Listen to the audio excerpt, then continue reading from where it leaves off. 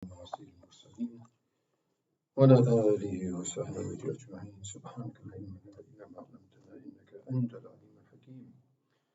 سبحانك لا فهم لنا إلا ما فهمتنا إنك أنت الجواد الكريم. قل رب زدني علما. أعوذ بالله من الشيطان الرجيم.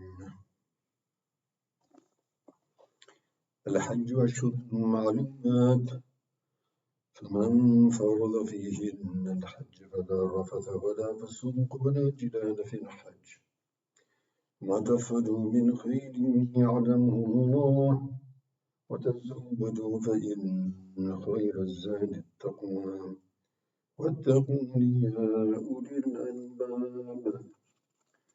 صدق الله مولانا العظيم.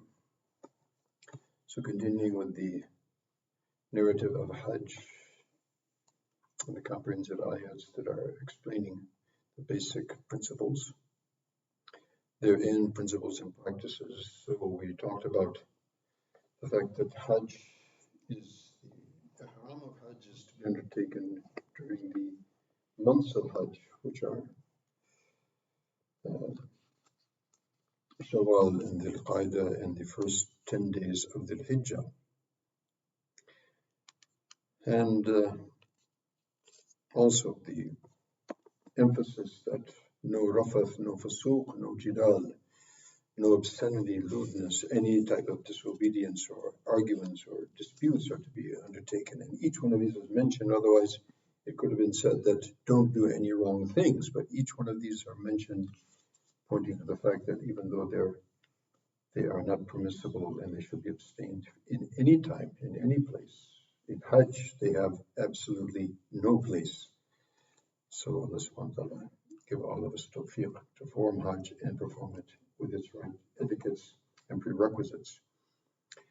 And then Allah subhanahu wa ta'ala mentions, وَمَا تَفْعَلُوا مِنْ خَيْرٍ يَعْلَمُهُ اللَّهُ. And whatever you do from good, Allah knows it. So this is true in any case. So what's the context here in Hajj? Perhaps there's an inference here that it's not simply sufficient to abstain from the prohibitions, but this is a once in a life for many people. They've saved their, for years, maybe decades, to undertake this journey, and particularly as expensive as it is now, maybe a person has one time in a life, or very seldom does one get this opportunity. So one would take every advantage, every moment would be used, accordingly, just as we've been talking about in Ramadan. These are very special days, special nights, special hours, special moments. So to waste a single moment is a huge loss. So particularly in Hajj as well, to be in that holy place, in that holy position, in that very, sanctified state, where everything is being, again, magnified, abundantly.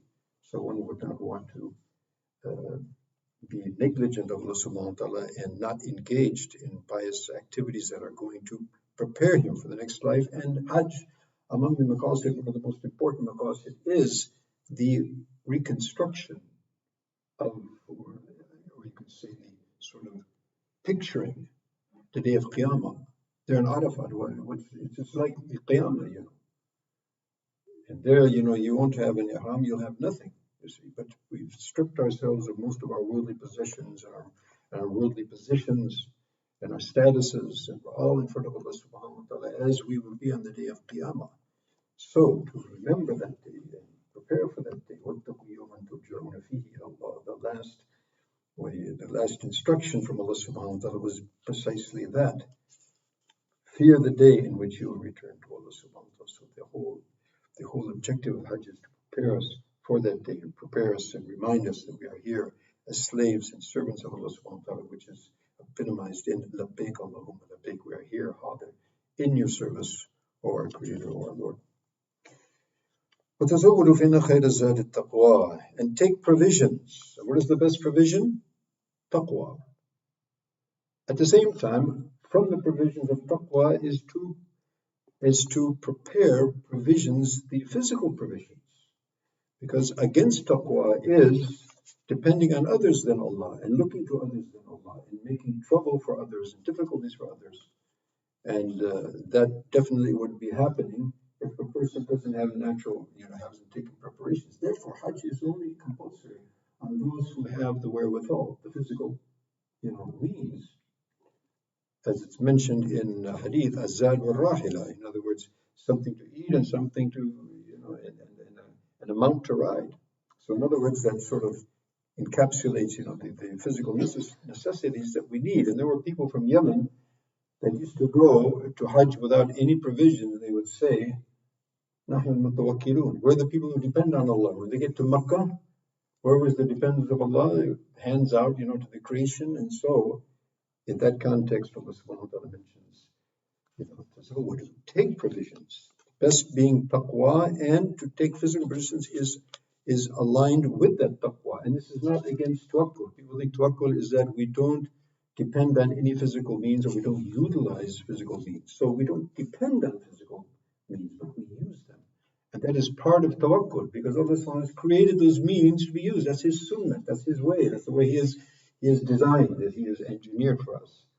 So to take those, to understand that sunnah, utilize the means which Allah has provided for us, but putting no dependence on the means. We put the dependence on the creator of the means. And may Allah subhanahu wa ta'ala give us all tawfiq wa akhir da'wana. Alhamdulillah.